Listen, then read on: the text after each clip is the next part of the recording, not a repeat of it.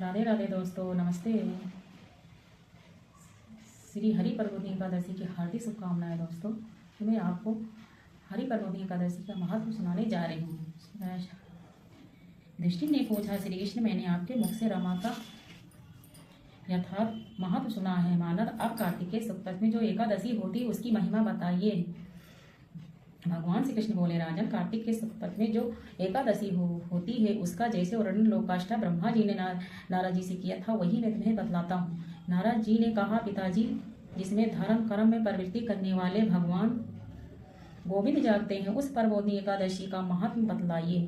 ब्रह्मा जी बोले, मुनि श्रेष्ठ, प्रबोधिनी का महत्व पाप का नाश, पुण्यों की वृद्धि तथा उत्तम बुद्धि वाले पुरुषों को मोक्ष प्रदान करने वाला है। समुद्र से लेकर सरोवर तक जितने भी तीर्थ हैं वे सभी अपने महात्म की तभी तक गर्जना करते हैं जब तक कि कार्तिक मास में भगवान विष्णु की प्रबोधिनी तिथि नहीं आ जाती है। प्रबोधिनी एकादशी को एक ही उपवास कर लेने से मनुष्य 1000 अश्वमेध तथा 100 राजसूय यज्ञ का फल पा लेता है। बेटा, जो दुर्लभ है उसकी प्राप्ति असंभव है तथा जिस त्रिलोकी में किसी ने भी नहीं देखा है ऐसी वस्तु के लिए भी याचना करने पर प्रबोधिनी एकादशी उसे देती है। भक्ति पूर्वक उपवास करने वाले मनुष्यों को हरि प्रबोधिनी एकादशी ऐश्वर्य, संपत्ति, उत्तम बुद्धि, राज तथा सुख प्रदान करती है। मेरु पर्वत के समान जो बड़े बड़े पाप हैं उन सबको ये पाप नाशनी प्रबोधिनी एक ही उपवास से भस्म कर देती है। पहले के हजारों जन्मों में जो पाप किए गए हैं उन्हें प्रबोधिनी की रात्रि का जागरण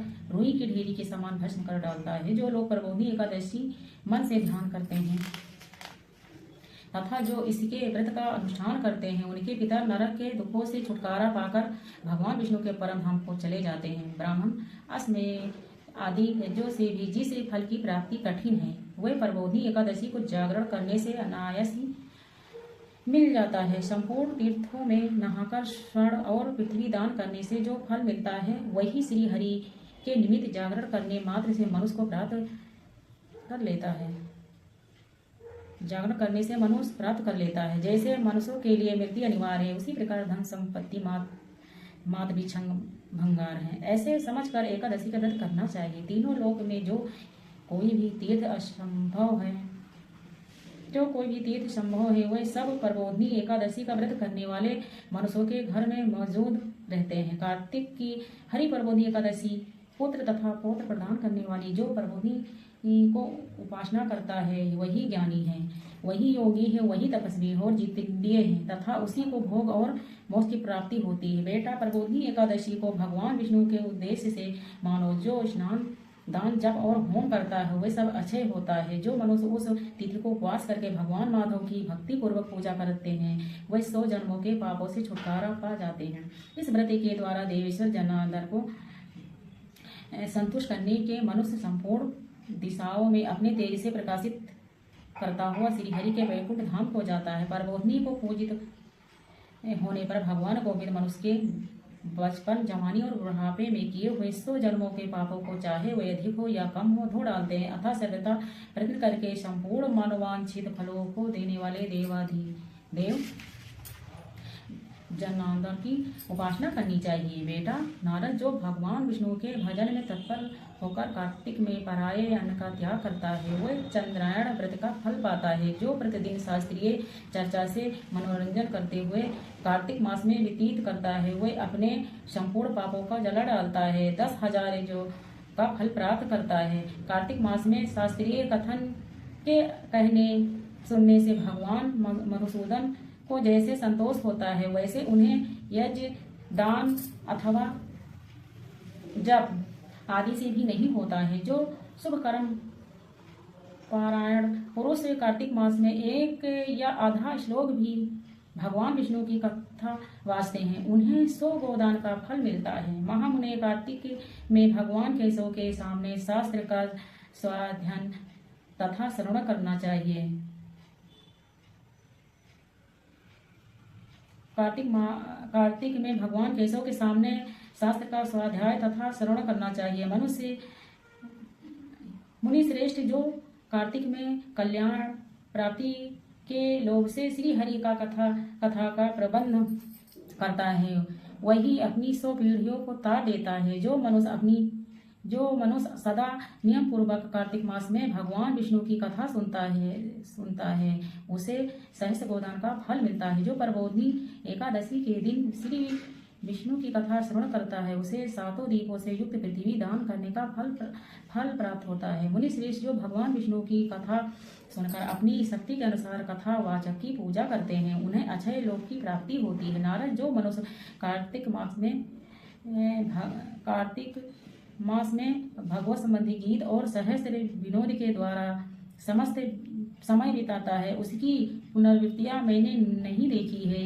मुने जो पुण्यात्मा पुरुष भगवान के समक्ष गान नृत्य वाद और श्री विष्णु की कथा करते हैं वे तीनों लोक के ऊपर विराजमान होते हैं। मुनि श्रेष्ठ कार्तिक के प्रबोधिनी एकादशी के दिन बहुत से फल फूल कपूर अर्गजा और कुम के द्वारा श्री हरि की पूजा करनी चाहिए। एकादशी आने पर धन की कंजूसी नहीं करनी चाहिए क्योंकि उस दिन दान आदि करने से असंख्य पुण्य की प्राप्ति होती है। प्रबोधिनी को जागरण के समय शंख में जल लेकर फल तथा नाना प्रकार के द्रव्यों के साथ श्री जनार्दन को अर्घ देना चाहिए। संपूर्ण तीर्थों में स्नान करने और सब प्रकार के दान देने से जो फल मिलता है वही प्रबोधिनी एकादशी को अर्घ देने से करोड़ों गुना होकर प्राप्त होता है। देव ऋषि अर्घ के पश्चात भोजन आच्छादन दक्षिणा आदि के द्वारा भगवान विष्णु की प्रसन्नता के लिए गुरु की पूजा करनी चाहिए। जो मनुष्य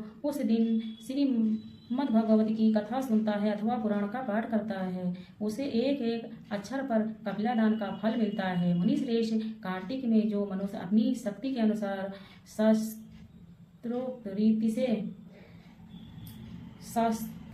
रीति से वैष्णव व्रत का एकादशी का पालन करते हैं उसकी मुक्ति अविचल है।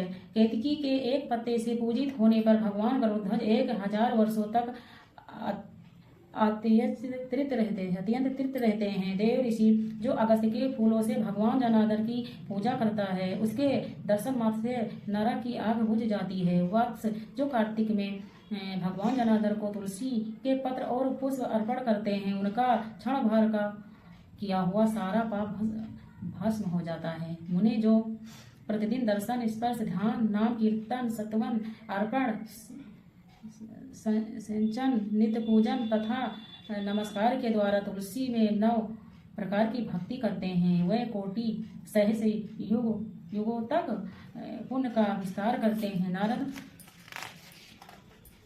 सब प्रकार के फूलों और पत्तों को चढ़ाने से जो फल होता है वह कार्तिक मास में तुलसी के एक पत्ते से मिल जाता है। कार्तिक मास देख प्रतिदिन नियम पूर्वक तुलसी के कोमल पत्तों से महाविष्णु श्री जनार्दन का पूजन करना चाहिए। सो यज्ञों द्वारा देवताओं का यजन करने और अनेक प्रकार के दान करने से जो पुण्य होता है वही कार्तिक मास में तुलसी दल मात्र से केशव की पूजा करने पर प्राप्त हो जाता है। विष्णु